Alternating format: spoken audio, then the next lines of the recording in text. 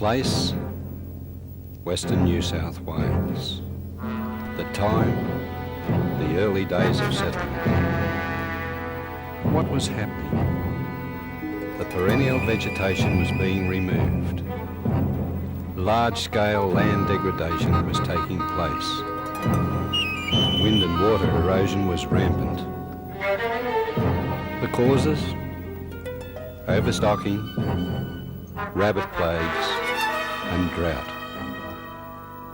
However, in more recent years, pastoral management has improved, with lower stocking rates, by subdivision of large paddocks, and by creating more water points. Nevertheless, regeneration of degraded country has been slow or non-existent due to changes in soil conditions. So despite the improvements, there would be no alternative to the continuing degradation. Many of the degraded areas would remain susceptible to wind and water erosion. Landholders were becoming aware that something had to be done. Brian Clark of Kayrunra did do something. District Soil Conservationist Bill Tatnall asked him.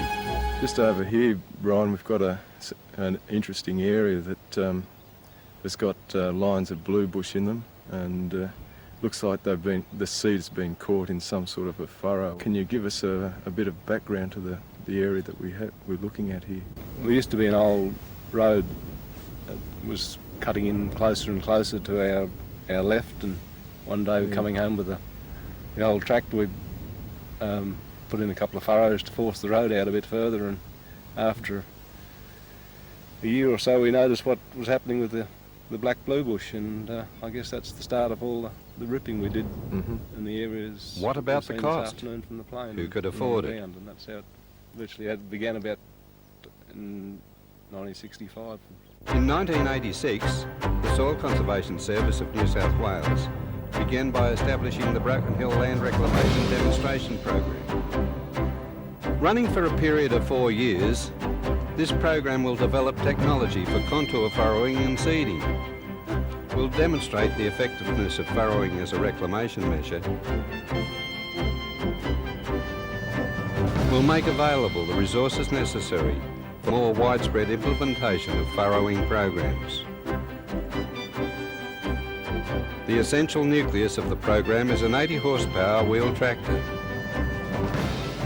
Attached to the tractor's 3-point linkage is the specially designed furrower. A laser transmitter, the set height of which is under the control of the operator in the tractor, sends signals to a receiver on the tractor-mounted mast. The receiver is connected to a control box in the cabin and gives an indication to the driver. This is of great assistance in constructing the furrows accurately on the contour. The addition of a seeder makes the implement complete.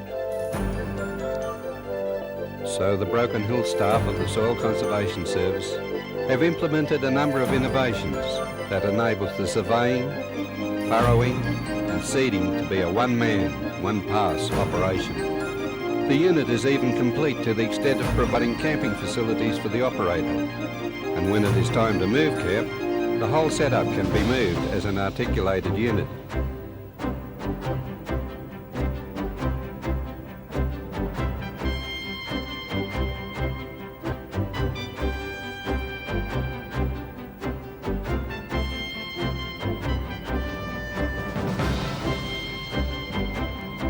The furrows produced by the unit attempt to improve the hostile environment of the degraded soils by the regeneration of perennial bushes.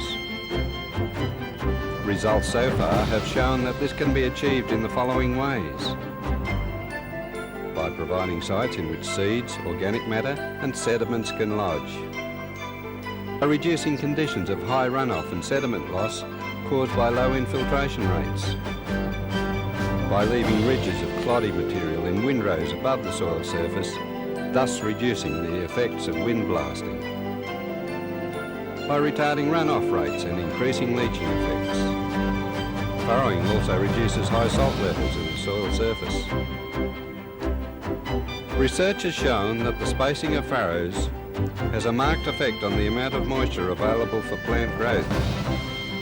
The subsoil in more widely spaced furrows stays wet longer due to the greater catchment area per furrow.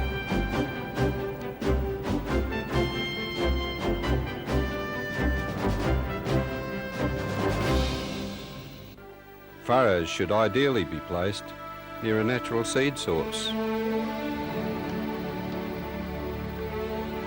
On the other hand, artificial seeding techniques are being trialled, and soil conservationist Jeff Beale reports, we're working on improving our seeding techniques by determining the best pre-sowing treatment of seed and the best depth to sow, and in particular the best position to place the seed in relation to the furrow, whether that be in this area below the furrow, on the windrow of soil thrown up by the furrower, either on the sides or on the top, in the bottom of the furrow, on the sides of the uphill furrow, or in this area above where we get a lot of water ponding.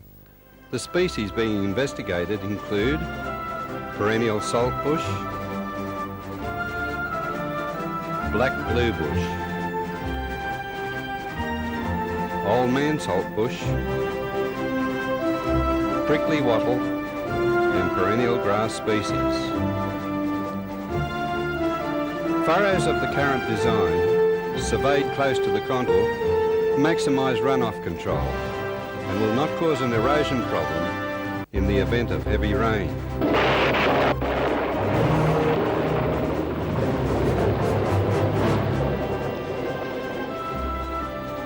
On low slopes, furrows have a water ponding effect. In fact, the water retained along a furrow is 5 times the actual rainfall. The furrow's expected life is 15 to 20 years, a factor which increases the probability of successful establishment of perennial species. Properly managed, it would be expected that areas regenerating to a perennial bush like black bluebush would take from 5 to 10 years to regain the cost of farrowing. Not bad when it was considered the degraded country was thought to be worthless. I've had some of the work done here over the last 2 years and I'm very happy with the work. We've had a lot of regeneration of saltbush, bluebush, and on scalded areas the work has gone really well. And I'd recommend that anybody who wanted the work done, they get in contact with their district soil conservationist and they'll draw up a program.